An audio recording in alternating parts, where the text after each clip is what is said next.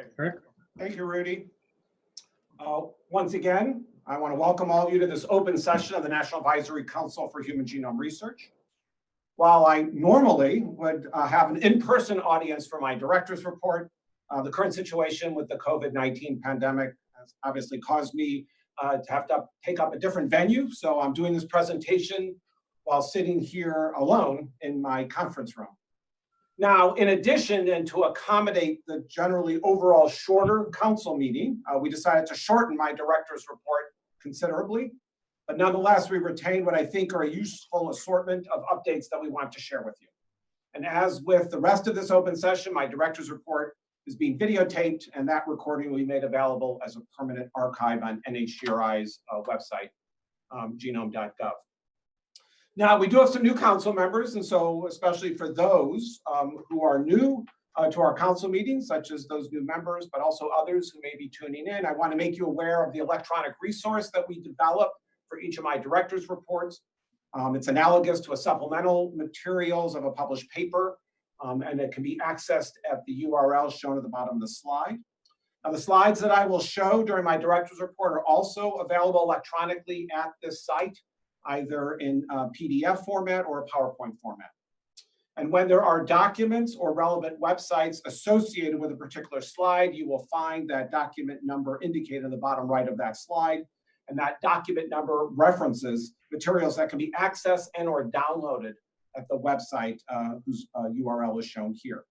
And again, the dedicated web page that's been built up for this director's report will be a part of the historic record kept on genome.gov. Now, there'll be a number of presentations, of other presentations during the open session of this council meeting. My director's report is tailored around these presentations, so I'm not going to discuss in detail what others are going to cover. Immediately following my director's report, we're actually going to have 4 concept clearances presented by staff of the Institute's Extramural Research Program. Luis Cubano was going to present 2 related training proposals, one on research experiences in genomic research for genetic counselors, and one on research experiences in genomic research for data scientists. The third concept on technology development for single molecule protein sequencing will be presented by Tina Gatlin. And then the fourth concept on investigator-initiated research on genetic counseling processes and practice will be presented by Ebony Madden. For the rest of my director's report, I will cover the 7 areas listed here, which have reliably provided a nice framework for the topics that we wanted to cover. And we will start with some general NHGRI updates. Now, if we go back to February, which seems like it was years ago, not just months ago, but back in February and immediately after we ended the second day of the February council meeting, I had the opportunity to travel, well, actually I Ubered to Capitol Hill immediately after the meeting to meet with several congressional members and their staffs. The photograph shown here was taken at the end of a very productive and engaging meeting with Representative Eric Swalwell of California's 15th District. We had a wide-ranging discussion about genomics, precision medicine, and the future of healthcare. I can report to you that Representative Swalwell is extremely interested and quite well informed about genomics and its many promising developments. And part of our work here at NHGRI is to inform members of Congress, like Representative Swalwell, to respond to their questions about the science that the taxpayers' dollars are funding. And I was pleased to have this opportunity to fill this part of my job back in February on that day. Now, while my meeting with Representative Swalwell was enjoyable and it was productive, my favorite appointment since the last council meeting occurred a couple days later, when I had a spirited encounter with 8 energetic yellow Labrador Retriever puppies as part of the NIH Puppy Cam 2020. This event showcased the important role that dogs play in various aspects of human health, such as serving as support and therapy animals, stress relievers, and companions. NIH Puppy Cam 2020 was live streamed and starred a set of puppies who were in training to become service dogs. Throughout the day, various NIH staff, including some prominent senior leaders, were asked to hang out with the puppies while being interviewed. I can tell you from firsthand experience that this sounds easier than it is, especially knowing that the interview is being live streamed and when you have a puppy laser focused on eating your lapel microphone, as you can see on the right. Nonetheless, I survived this very tough assignment and was able to talk about the importance of dogs in my life and even provide some facts about the dog genome. NIH PuppyCam 2020 was a huge success on social media with almost 50,000 views on Twitter and over 170 million impressions of the various tweets from NIH staff. NHGRI's Genomic 20 strategic planning process is now well into its home stretch en route to developing the Institute's new strategic plan, which will be published in October of this year. To date, Genomics 2020 has been associated with over 50 events that gathered input and feedback from the research, healthcare, education, policy, and diverse public communities. These events have included town halls and workshops, meeting sessions, advisory committee discussions, webinars, and poster sessions, among others. A draft version of the strategic plan was made available for comment last month, with feedback received through various means. We are now actively synthesizing that feedback and finalizing the strategic plan, which will be submitted for publication in the early summer. Moving on then to some general NIH updates. Duane Alexander, the former director of the Eunice Kennedy Shriver National Institute of Child Health and Human Development, or NICHD, passed away in February. He was 79 years old. As NICHD director from 1986 to 2009, Duane led efforts to improve the health of mothers and children through research and its translation into practice. He presided over efforts that led to the near elimination of maternal to child transmission of HIV in the United States, the prevention and correction of neural tube defects such as spina bifida, and the identification of the genetic basis of Fragile X and Rett syndromes. Now, the rapidly changing situation with the COVID-19 pandemic is raising many questions by many people. Several government websites are available that provide relevant information about the virus and the disease that it causes, such as those as the Centers for Disease Control and Prevention, or CDC, and the NIH. Now, for NIH grantees and applicants, a new COVID-19 resource is now available on the NIH Grants and Funding website. In addition, NIH regularly issues news releases regarding COVID-19 related funding research and scientific findings. Finally, NIH Director Francis Collins' blog provides another good source of updated information. Needless to say, NIH is aggressively tackling the biomedical research challenges associated with COVID-19. These efforts include developing programs and mechanisms for funding research grants related to COVID-19. For example, a number of NIH institutes and centers have issued funding opportunity announcements, or FOAs, to solicit research proposals related to COVID-19. Now, recognizing the interest and opportunity in the genomics community to contribute to COVID-19 research, NHGRI has issued a Notice of Special Interest, or NOSI, regarding the opportunity for making urgent competitive revisions to existing research grants. Specifically, this NOSI invited current NHGRI grantees to submit proposals for adding research elements to their existing grants.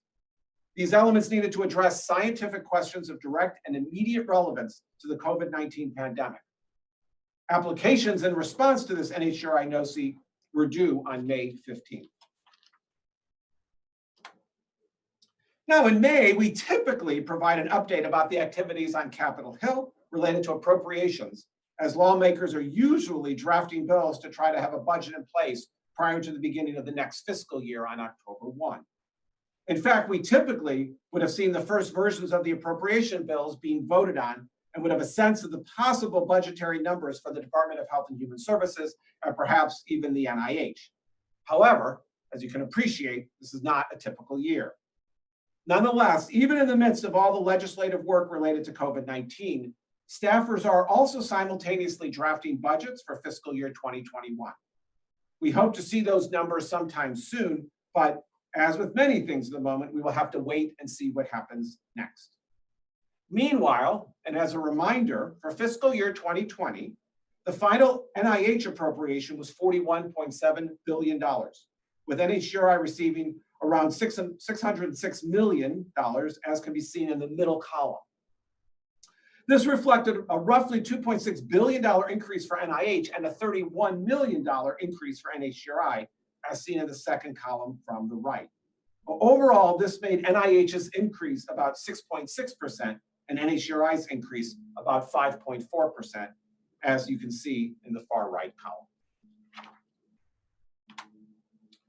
Moving on then to some general genomics updates.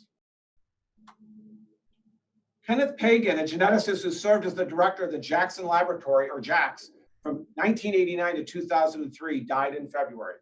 He was 92 years old and actively conducted research until shortly before his death. His research spanned investigating the molecular mechanisms of gene regulation to study recombination hotspots in the human and mouse genomes. He was also an early advocate for mapping and sequencing the human genome. According to a statement from the JAX, quote, Ken was a brilliant scientist, a treasured colleague and mentor, and a towering figure in JAX's history. He will forever be remembered for the indelible impact he had on JAX, including his leadership in rebuilding the lab following the devastating fire of May of 1989, end of quote. Mary Shimoyama, who's associate professor of biomedical engineering at the Medical College of Wisconsin, principal investigator or PI of the Rat Genome Database, and one of the leaders and major contributors to the NHGRI Alliance of Genome Resources, sadly passed away in February. Mary also served as a co-PI of the Somatic Cell Gene Editing Consortium's Dissemination and Coordination Center. She was a strong proponent of the use of model organism data and bioinformatic methods to support research into human diseases. And James Taylor, professor of computer science and biology at Johns Hopkins University, passed away in April. James was one of the founders and developers of the Galaxy Project, an open source platform for data-intensive genomic research with an international community of users and developers. A strong advocate for open genomic data science and reproducible research, his work in biomedical data science education and training for the Galaxy Project inspired and benefited many scientists around the world. He was also a lead investigator for the NHGRI Anvil platform. James made numerous other significant contributions to NHGRI and genomics, starting with his work on the ENCODE pilot project as a graduate student at Penn State University. He also had a commendable record of serving on NHGRI and other NIH review panels. The National Academy of Sciences recently announced their newly elected members. Of particular relevance to the genomics community and to NHGRI are the individuals listed here. We extend our heartfelt congratulations to these colleagues, with a special shout out to Howard Chang, one of the new council members.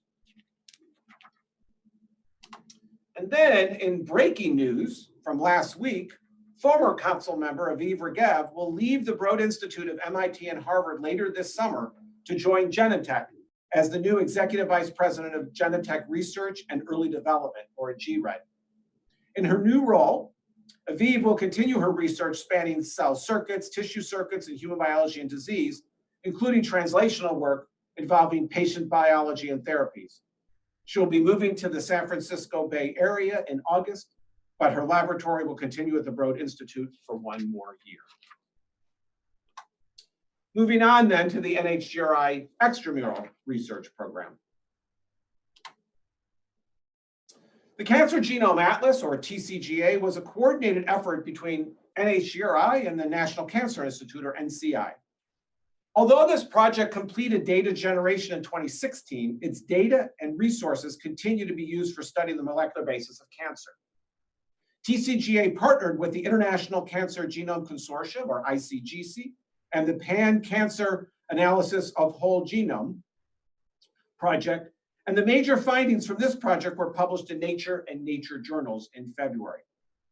Now, this Nature collection included 24 papers with relevant links to data portals and data sets.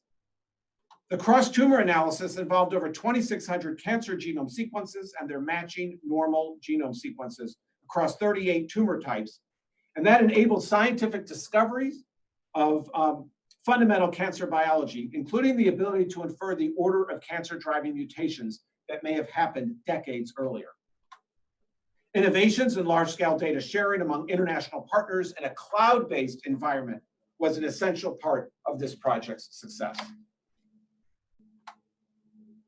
Now, NACHGR has extended the receipt date related to 2 new funding opportunities from Mendelian Genomics Research Consortium. As I mentioned in my February director's report, NACHGR intends to fund research centers that will discover novel associations of Mendelian conditions, as well as develop and apply approaches to discover causal genomic variants in known Mendelian conditions, for which a candidate gene was not identified by exome sequencing. NACHGR will also fund a data coordination center that will manage data release and disseminate findings, coordinate program logistics and administrative duties, and oversee an opportunity fund for follow-up functional studies of discoveries made by the research centers. Now, applications for the research centers and data coordination center are now due on July 15th, 2020, and all applicants are encouraged to submit letters of intent by June 15th, 2020. The Human Genome Reference Program, or HGRP, represents NACHGR's continued commitment to refining and maintaining the human genome reference sequence. Specifically, HGRP is a multi-component effort that aims to improve the human genome reference sequence and foster its long-term sustainability. At the February Council meeting, I announced the first 2 components of this program, which were awarded last fall, specifically a Human Genome Reference Center at Washington University and a high-quality Human Reference Genomes Sequencing Center at University of California, Santa Cruz. This spring, awards were made for a 3rd component, the genome reference representation. This component will focus on research and development for establishing next-generation genome reference representations that capture human genome variation and enable research on the full diversity of populations. Awards were made to Heng Li at Dana-Farber Cancer Institute, Mark Chasen at the University of Southern California, and Han Li Ji at Stanford University. These new projects will seed an open source model that encourages the integration of community-based tool development for genomics, epigenomics, function, and clinical research into the HGRP. NHGRI is expanding our successful genome sequencing program to include 2 new components. First, we have released a series of related funding announcements focused on technology development to improve the quality, capabilities, and efficiency of nucleic acid synthesis and synthetic constructs at decreased cost. Second, we have released a funding announcement for a coordinating center to help integrate and accelerate our genomic technology development efforts. The coordinating center will be responsible for facilitating collaborations, sharing program advances, promoting standards, and managing an opportunity funds program. Applications for both of these initiatives are due on June 24th of this year. In addition to these new activities, NHGRI continues to fund novel nucleic acid sequencing technology development work to decrease nucleic acid sequencing costs, develop nucleic acid sequencing methods, and increase throughput. Applications for these areas are due on June 26, 2020. We also continue to fund nucleic acid sequencing technology and genomic technology through the NIH parent funding announcements. The Phenotypes and Exposures Toolkit, or Phenx, is a catalog of consensus protocols for measuring phenotypes and exposures in biomedical research. In response to the COVID-19 pandemic, NHGRI and the Phenx team, led by Carol Hamilton at RTI International, have collaborated with a trans-NIH working group co-led by the National Institute of Aging and the Office of Behavioral and Social Sciences Research to create a catalog of available measurement protocols for COVID-19 research. The goal of this resource is to facilitate collaboration and data integration. Domains include COVID-19 symptoms, knowledge and attitudes, adherence to various mitigation behaviors, social impacts, and economic impacts. The Clinical Genome Resource, or ClinGen, evaluates and disseminates the clinical relevance of genes and genomic variants for use in precision medicine and research. In January, the Eunice Kennedy Shriver National Institute of Child Health and Human Development, or NICHD, issued a funding opportunity announcement to establish ClinGen expert panels for curating genes and genomic variants associated with diseases or conditions of high priority to NICHD's mission. Now, in addition to NICHD, the National Cancer Institute, or NCI, the National Eye Institute, or NEI, the National Institute of Mental Health, or NIMH, and the National Institute of Neurological Disorders and Stroke, or NINDS, have also signed on to this funding opportunity. Now, these expert curation panels will be required to utilize ClinGen curation frameworks and tools to determine the clinical significance of the selected genes and genomic variants. The final assertions and supporting evidence generated by each expert curation panel will be deposited into ClinVar, and there will be an annual application due dates, the first one being May 27th of this year. NHGRI has issued 2 new funding opportunity announcements for a polygenic risk score, or PRS, diversity consortium. This consortium will study the known poor PRS-based predictions of health and disease risk in non-European populations compared to European ancestry populations, using existing data sets that are genetically diverse and have broad phenotype information. For the first funding opportunity, grantees will harmonize phenotypes, develop PRS methods, and collaboratively generate and refine PRSs for populations of diverse ancestry and a range of complex diseases and traits. For the second funding opportunity, a coordinating center will be established for the consortium and will focus on data integration, methods development, analysis, and dissemination of PRS models and data to the broader scientific community. Applications for both funding opportunities are due on June 23rd of this year. Now, the September 2019 Strategic Planning Workshop on Genomics in Medicine and Health recommended the engagement of patients, providers, and communities as partners in genomic medicine research.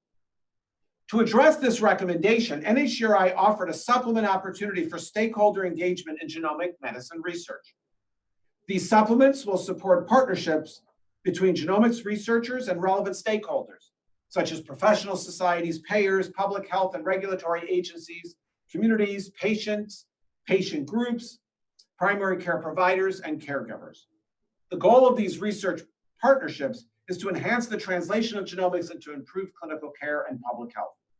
The deadline for responding to the supplement opportunity was last week.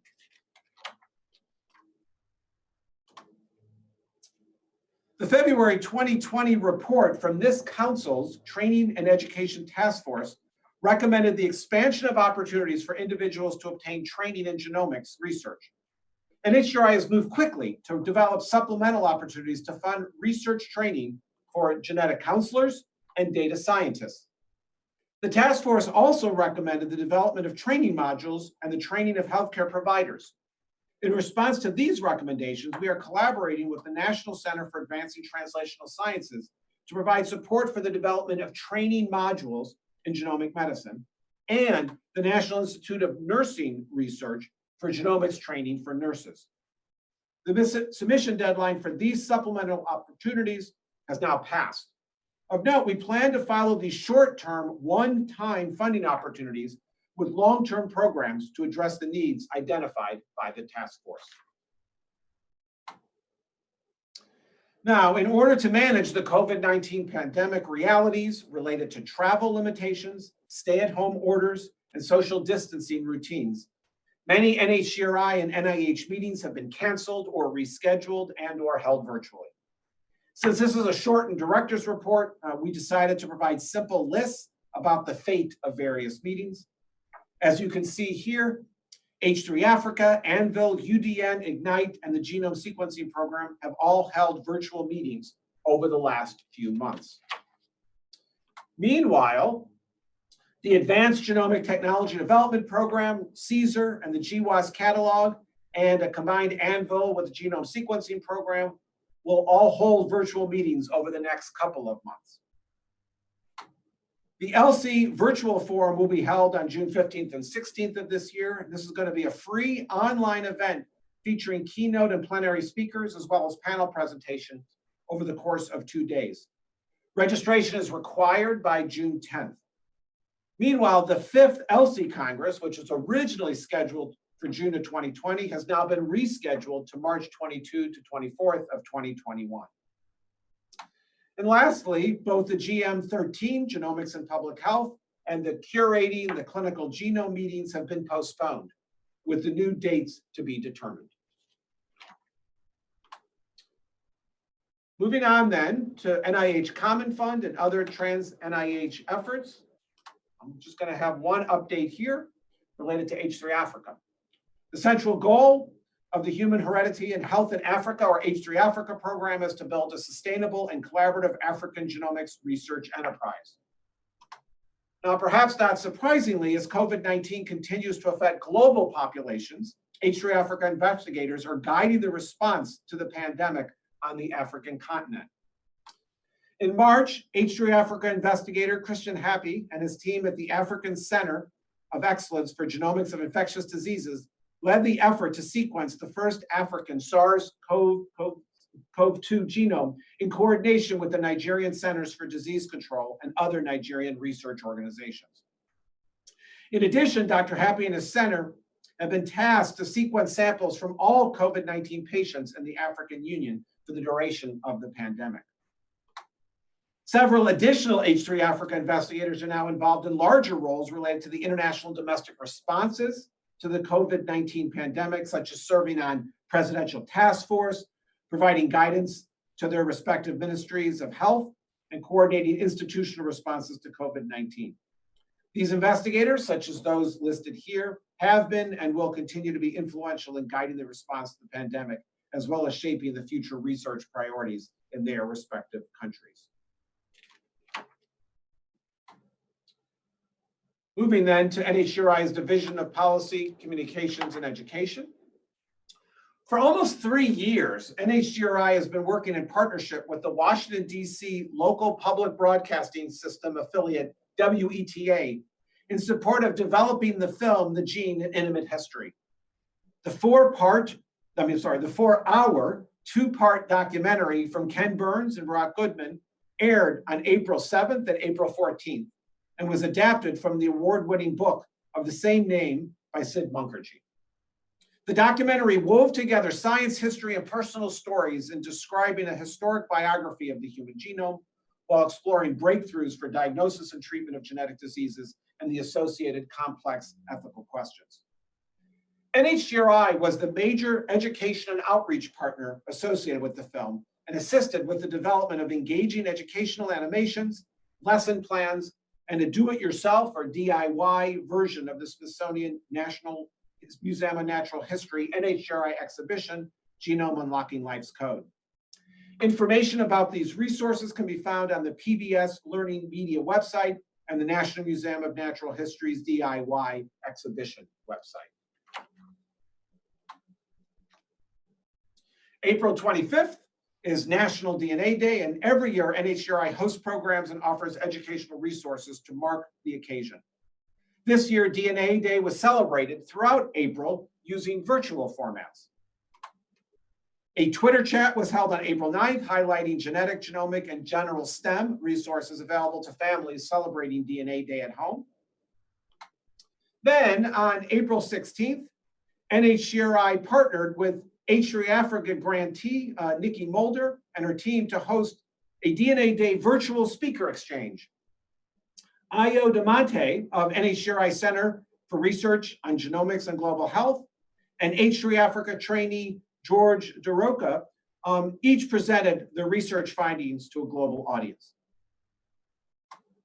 Finally, on April 23rd, NHGRI's Genomics and Health Disparities Interest Group hosted a DNA Day 2020 virtual presentation by seminar speaker Janella Jeffs, who spoke about using bioinformatics and podcasting to advance precision medicine initiatives in diverse populations. The Inter-Society Coordinating Committee for Practitioner Education in Genomics, or ISCC-PEG, aims to improve practitioner genomic literacy and enhance the practice of genomic medicine through the sharing of educational resources and identification of educational needs. Now, ISCC-PEG membership includes over 180 representatives from professional organizations and societies, NIH institutes and centers, and industry, as well as individuals with expertise in medical education. This year's in-person meeting was held back in February. This meeting included a keynote talk by Council Member Jeff Botkin and updates about funding opportunities from NACHGR Extramural program staff. And finally, moving on to NACHGR's intramural research program, but very notable highlight, Bill Gall, Senior Investigator in NHGRI's Medical Genetics Branch and Founding Director of the NIH Undiagnosed Diseases Program, was honored with the 2019 U.S. Department of Health and Human Services Career Achievement Award. This award recognizes employees in the department with 10 or more years of service for their dedication and accomplishments. Bill was also recently featured in MIT Technology Review, a very impressive achievement as well. Congratulations to Bill. And then before ending my briefer than usual director's report, I would like to, as always, put in a plug and say that anyone wishing to receive my monthly email update called the Genomics Landscape can simply go to the NHGRI website, genome.gov, and subscribe under email updates. And finally, personal thanks to the many NHGRI staff members who contributed the slides and associated materials that I just reviewed. In my director's report, as always, requires a group effort to put such a large amount of material together and to be able to convey it to council in each meeting.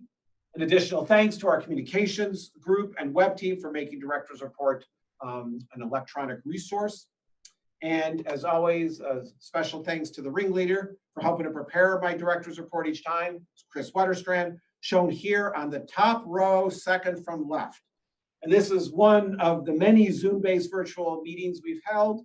This particular one was for the last ever meeting of the Genome Sequencing Program. And with that, I will stop and happily take any questions that you have. Rudy, feel free to moderate any Q&A. Right. Any questions for Eric about the director's report?